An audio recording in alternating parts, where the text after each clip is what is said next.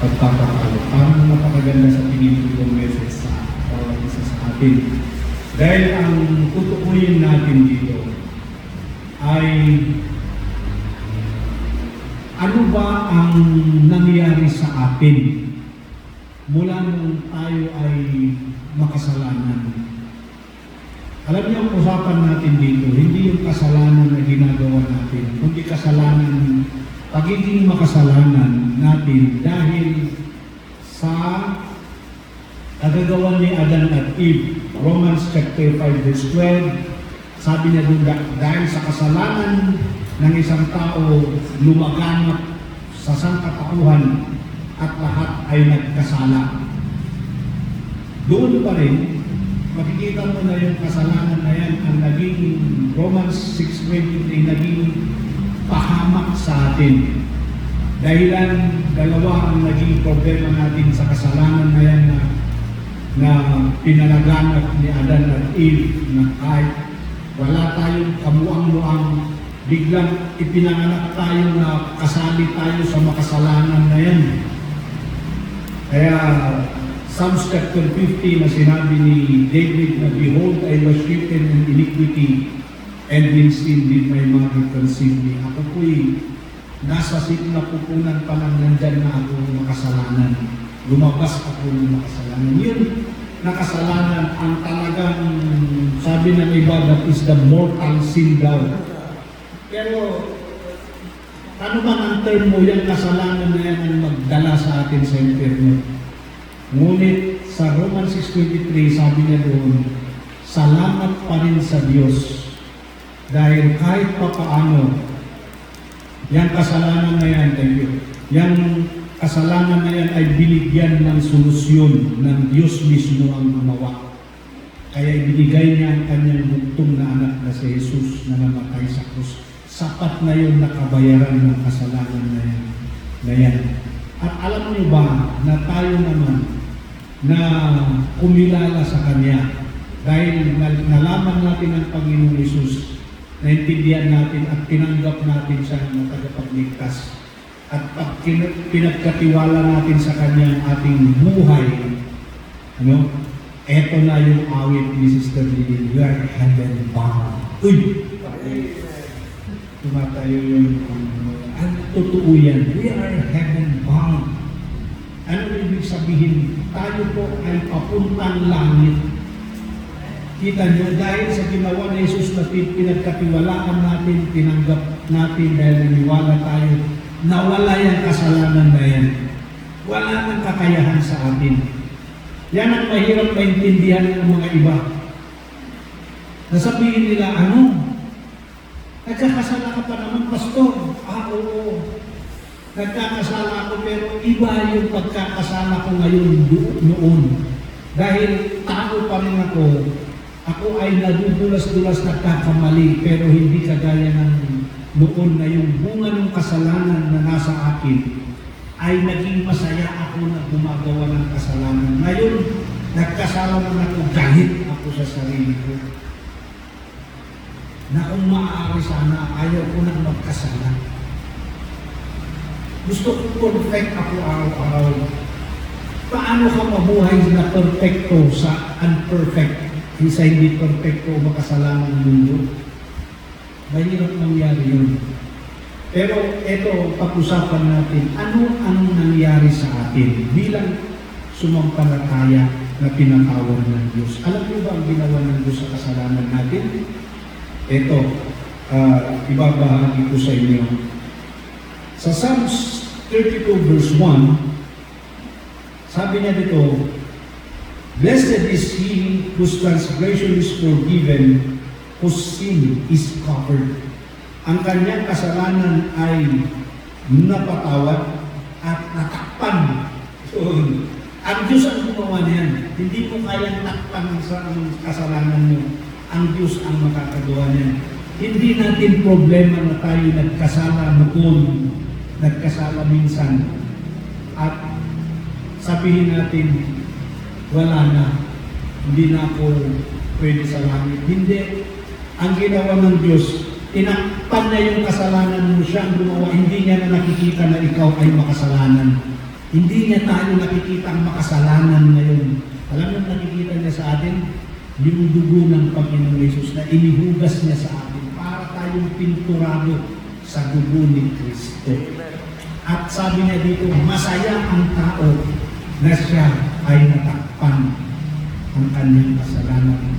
Napatawag ang kanyang kasalanan. Opo, alam niyo kung paano mo maintindihan itong bersikulo na ito, na masaya ang tao na patawag at natakpan ng kasalanan, maintindihan mo ito kung ikaw ay sumampalataya kay Kristo.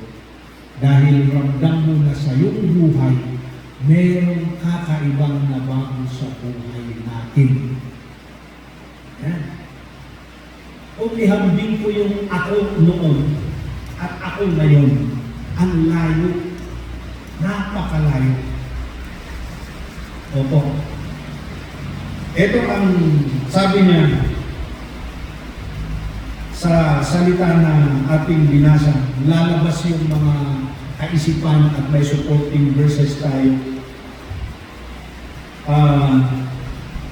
Alam niyo kung anong ginawa ng Diyos? Sa sinabi dito, napakatawad ng kasalanan, kaya dapat tayo ay masaya. No? Una, ang ginawa niya ay nilift niya na, kinuha niya na yung ating kasalanan. Lift, kinuha niya na. Yung salitang sa Hebrew na transgression is forgiven, nasa. Ako parang sa Hebrew niya, nasa. Kano yan? Lifted. Bakit lifted? Kasi ang kasalanan, ayon sa Psalms 38 verse 4, sabi niya doon ni David, ang aking kasalanan ay natanggal na sa aking ulo at ang kabigatan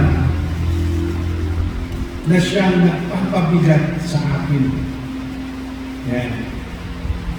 Alam niyo ang kasalanan natin. Ako nung nalaman ko na pinatawad na ako, ramdam ko itong salitang tinanggal na ng Diyos. He lifted up my sin. Nung nakilala ko ang Panginoon at kinausap ko siya, no? Sabi ko, Panginoon, pagsisihan ko yung mga kasalanan ko at linisin mo ako sa iyong dugo.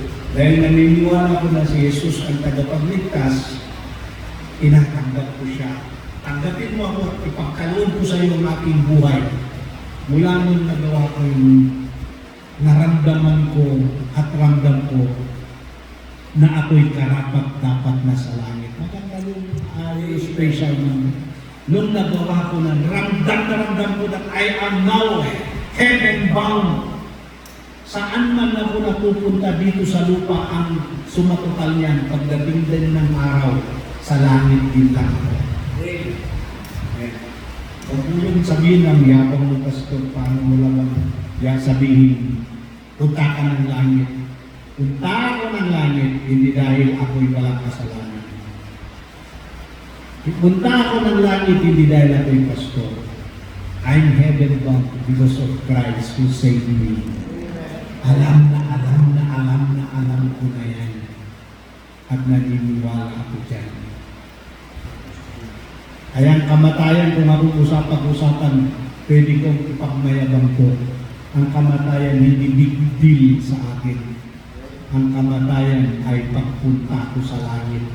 Pag-uwi ko sa napakagandang lugar na kung saan kasama ko ang Panginoon Hesus. At ang mga nauna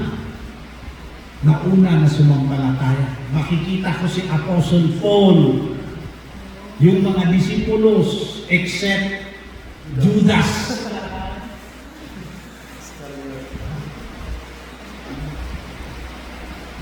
Yan si Moses, yung mga Old Testament, si Abraham. Doon ako papunta. Doon ako patungo. Hindi dahil sa ginagawa ko ngayon, kundi dahil kay Jesus na pinagkatiwalaan ko na siyang may hawak ng buhay ko ngayon. Saan man ako nagkakamali, ang Diyos Nandyan, hindi niya na ako nakikita ang makasalanan. Nakikita niya akong napatawad. Lalo na yan. Hindi niya ako tinitignan ng Diyos na makasalanan sa ngayon. Tinitignan niya akong napatawad na siya nagpatawad. Kaya tinanggal niya na yung kasalanan ko na yan. Amen? Amen.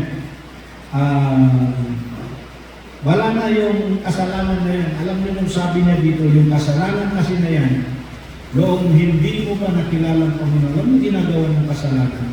At kung minsan, kung nabubuhay pa tayo sa kasalanan, kahit natanggal na yung kasalanan mo na yan, no?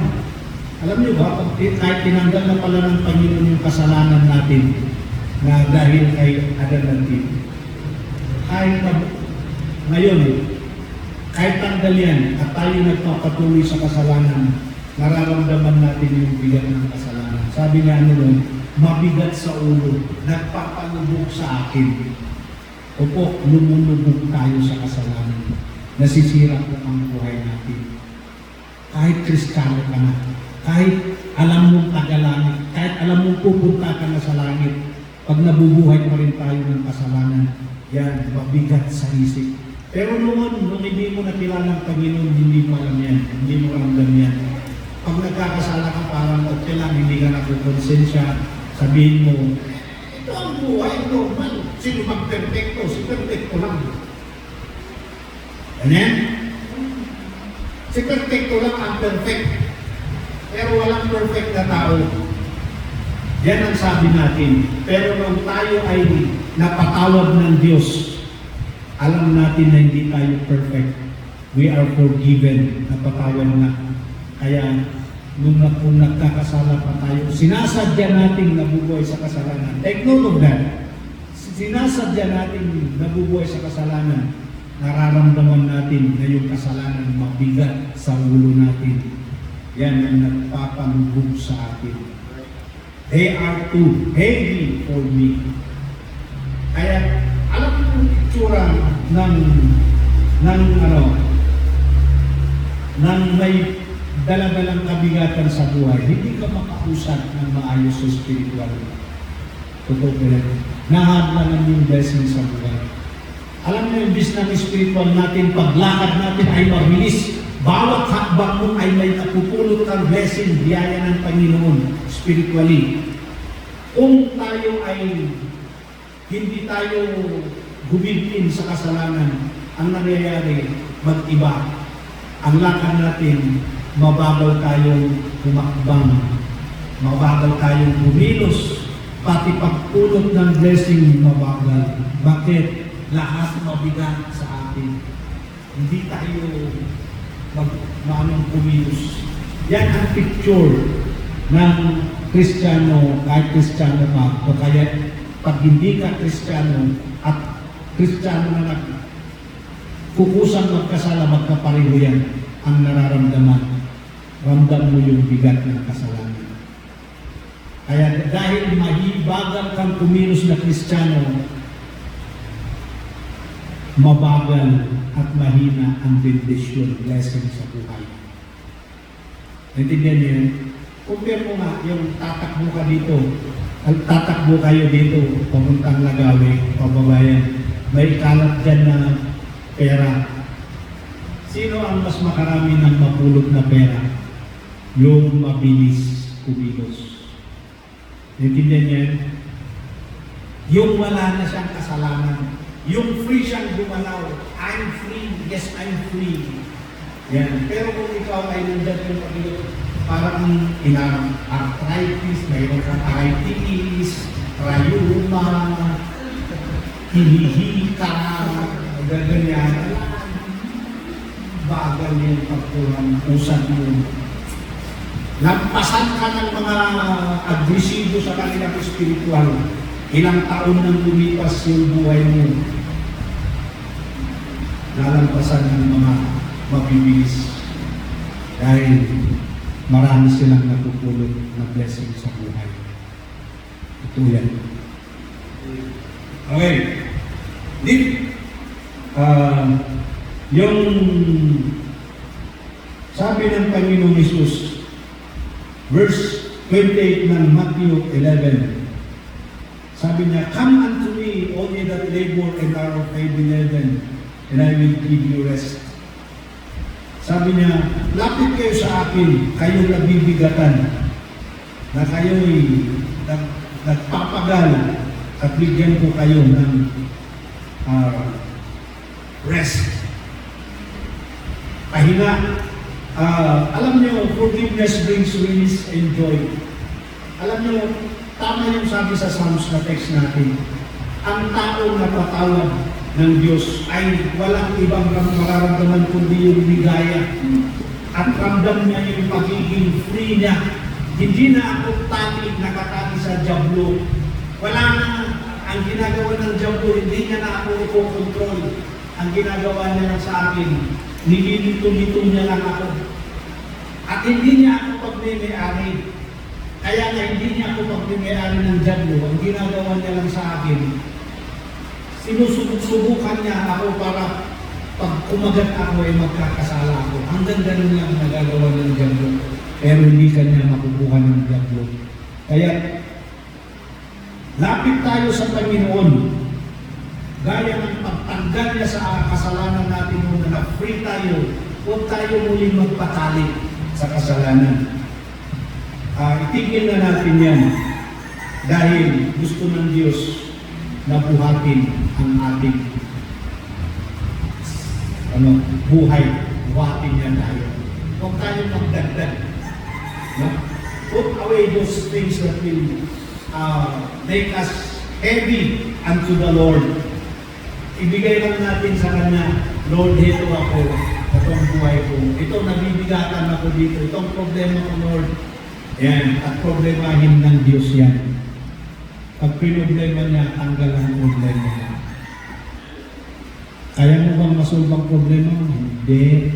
Hindi natin kaya isolve ang problema natin. Ang Diyos ang may kaya. Bigay na natin sa Kanya. Masaya ba tayo? Baka maligaya ka, baka masaya ka lang pero hindi ka maligaya. Ulit, may pagkakaiba yan. Yung saya, nakabase yan sa mga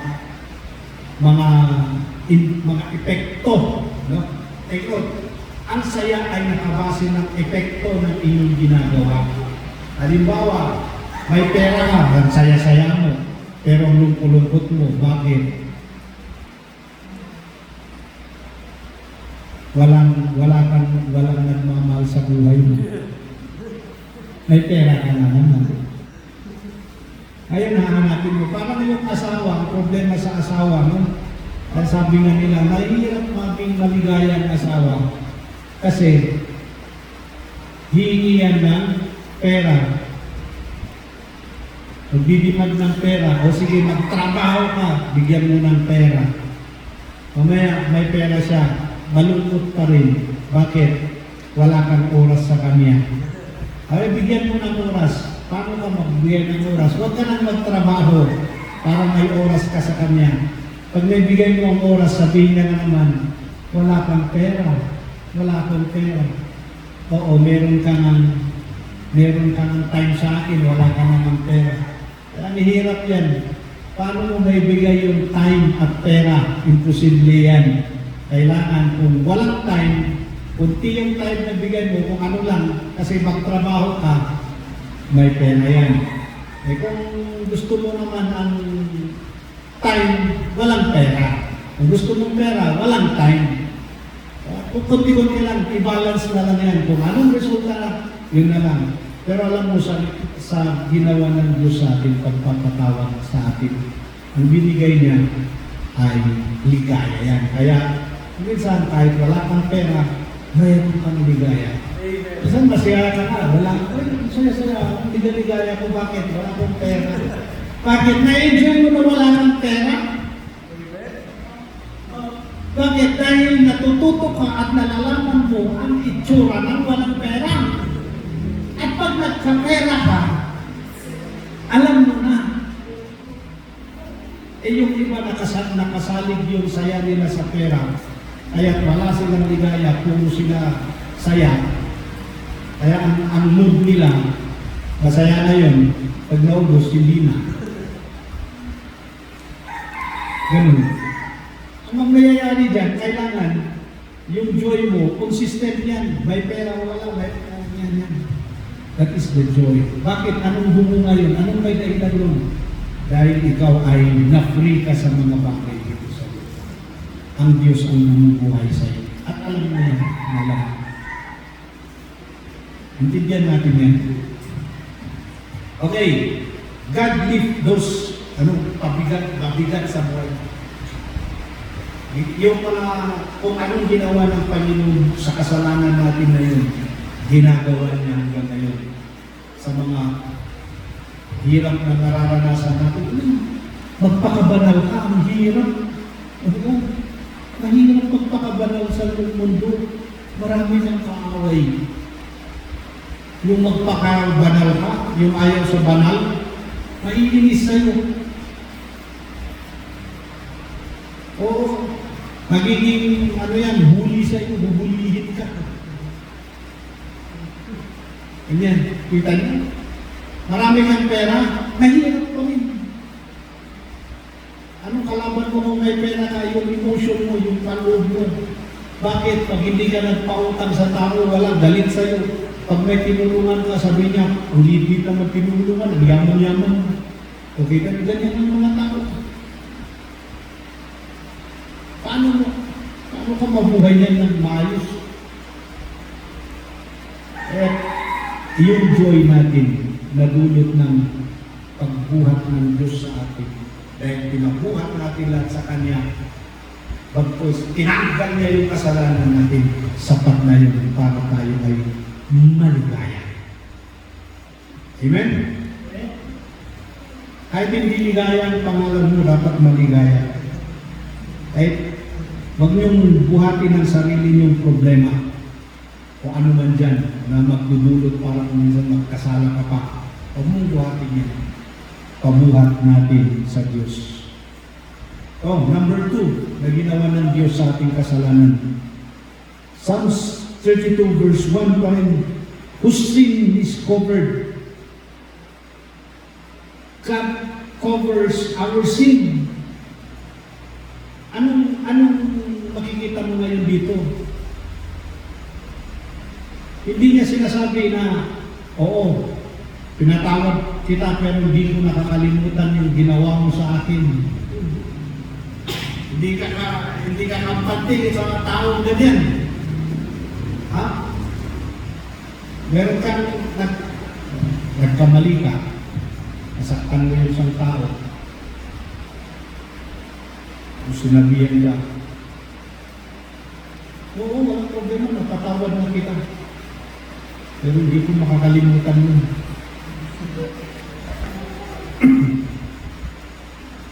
Komportable ka ba sa tao yan? Baka naglalakad kayo, hinuhulog ka lang, tutumbak ka, o hindi mo alam. Makakakain ka, lalasunin ka.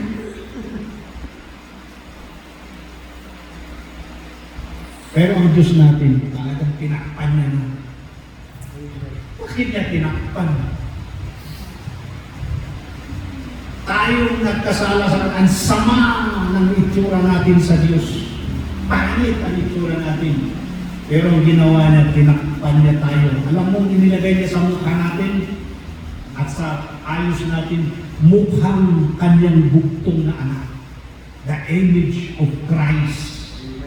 At alam niyo, yung imahe na yan, hindi ka na nakikitang Nathaniel na makasalanan, kundi Nathaniel na mukhang Kristo, Jesus.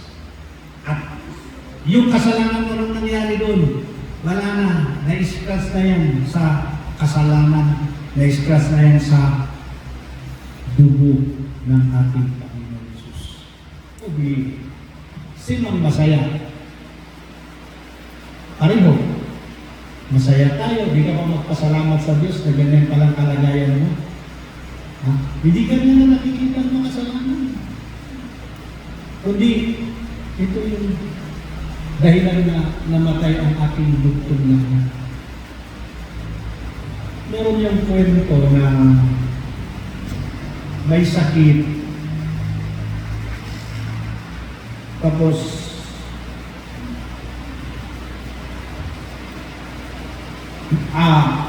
may magulang, nanay na may anak na may sakit. Ngayon, merong pasyente din doon na bulag na bata.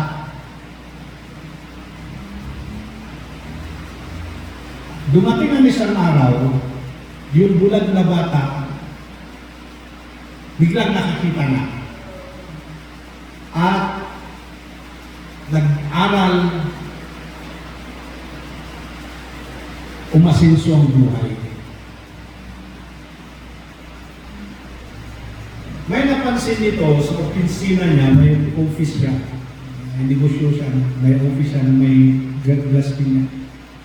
Napapansin niya na may matandang palaging nakaupo doon. Na pag lumalabas siya, lumalapit at inahaplos siya. Bakit palagi itong matandang ito, matandang ganito? Sabi nung mayaman na yan. Kung minsan nababastos niya, kung minsan sabi, parang nahilang siya. Hanggang parang nairitar na yung mayaman, sabi niya, bakit matanda, bakit palagi kang malapit? Tapos nakakalaman na yung gusto mo akong hawakan sa mukha. Sabi nung yung matanda. Yung kwento kasi doon, very yung nabasa niya. Sabi nung matanda, alam mo, kasi pagpasensyahan mo ako dahil namimiss ko talaga yung anak ko, sabi niya, na nagkasakit. Anong koneksyon ko doon? Sabi niya, alam mo yung mata ng anak ko, binigay sa iyo. Nakikita ko sa iyo yung anak ko, sa iyong mga mata. Taka yung lalaki na yun. Hindi mo inabot yan ganyan na buhay mo kung hindi ka nabigyan ng kamingin. At hayaan mo sana ako na nakikita ko lang yung buhay na anak ko sa iyong mga mata. Ganda na yung mga kwento. Alam niyo, ganon ang Diyos Ama sa atin. Kung maramdaman ninyo yung sinabi ng Panginoong Hesus, sabi niya, Elai, Elai, lama sabachthani. Sa Hebrew yun. Ang sabi niya, Ama, Ama, bakit mo ako pinabayaan? Yan yung time na ang ama ay parang ibinaksi niya ang kanyang anak para lang anong mangyari, masolve ang makasalanan na tayo yun. At mahirap yun. Ang pagka-Diyos ng anak na si Jesus ay kanyang inalis, mabuhay lang na ordinaryong tao dito para sa atin. Yung puntong yun na nangyari, ang ama, nakikita niya sa atin ang kanyang anak na minsan kanyang binaksi. Si Jesus. Kita niyo yan? So ano ang impact nito sa iyo? Na ang nakikita ng anuman ang klase ng buhay mo, ano ka man ngayon, mayaman ka man hindi, pero dahil kay Kristo, na inyong tinanggap, kay Jesus na inyong pinagkatiwalaan na nagligtas sa iyo, ay hindi ka na ikaw ang nakikita ng Diyos, kundi ang kanyang anak sa iyo. Yan. Tatakpan tayo. God covers what sin uncovered. Alam niyo yung ginagawa ng kasalanan sa atin? Hindi nyo ba ito napapansin? Ang ginagawa ng kasalanan sa atin, pinapalabas niya na tayo ay masamang tao. Walang ibang sinasabi ang kasalanan. Pag nagkakasalanan ka, ang sama-sama ang tao. Ikaw yung sama-samang tao. Nasisira ang imahe mo. Hindi ka kaaya-aya sa tao. Ganyan, hindi na yung kasalanan. Ngunit sa ginawa ng Diyos, na tinakpan niya yung kasalanan, sa mata ng Diyos, wala kang kasalanan. Hindi niya nakikita yun. Kaya hindi niyo ba napapansin? Example ko, ngayon ako ay naging pastor.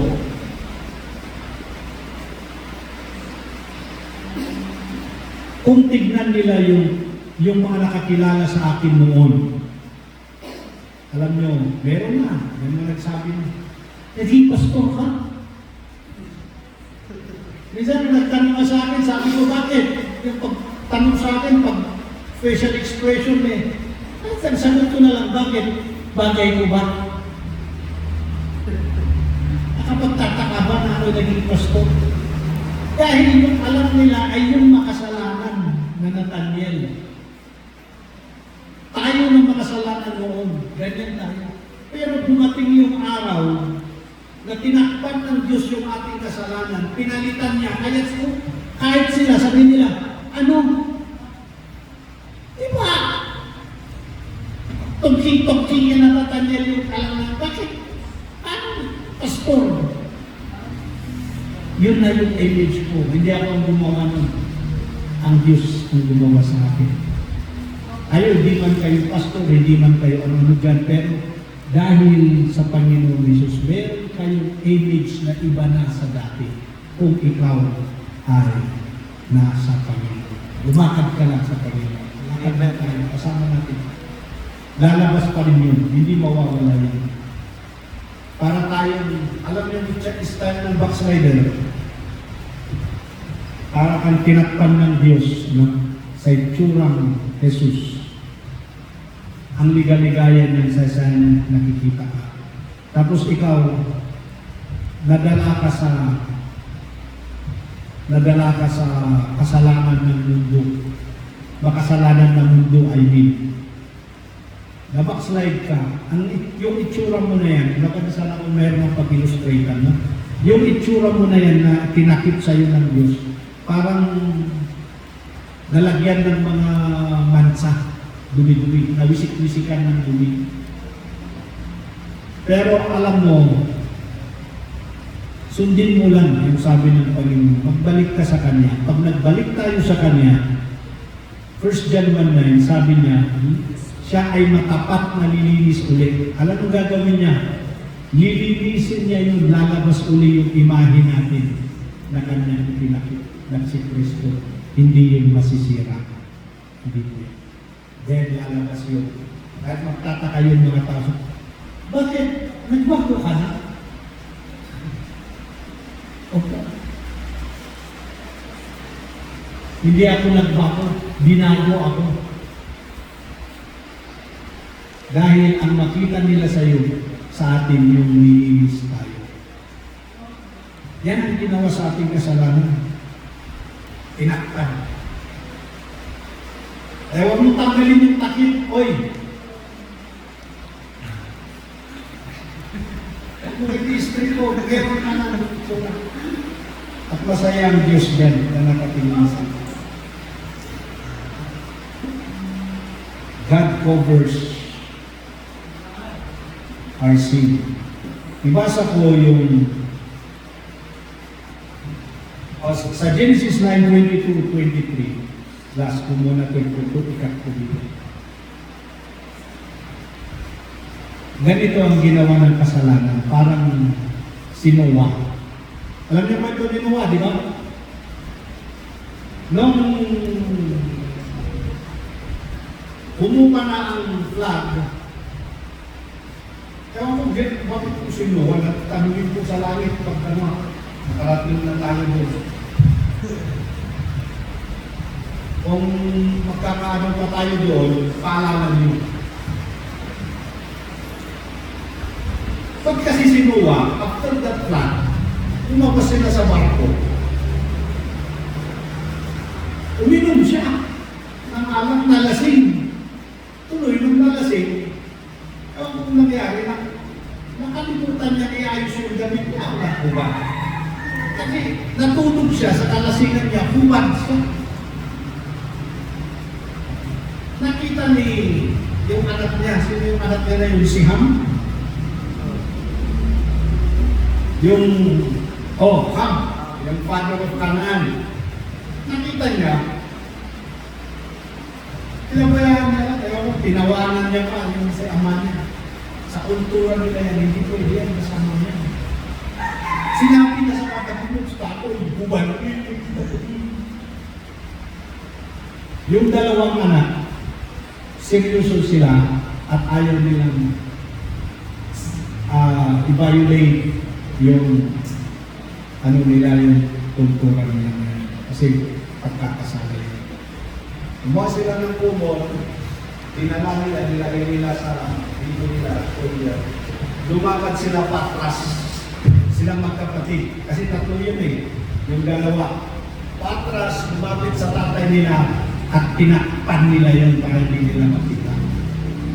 Nung nagising si Noah, natanggal na yung lasing, nalaman niya yung ginawa ni Ham.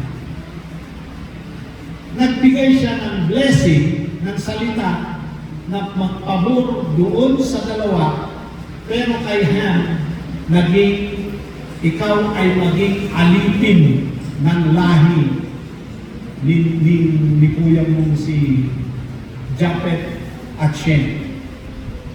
Ikaw, Ham, maging alipin ka nila.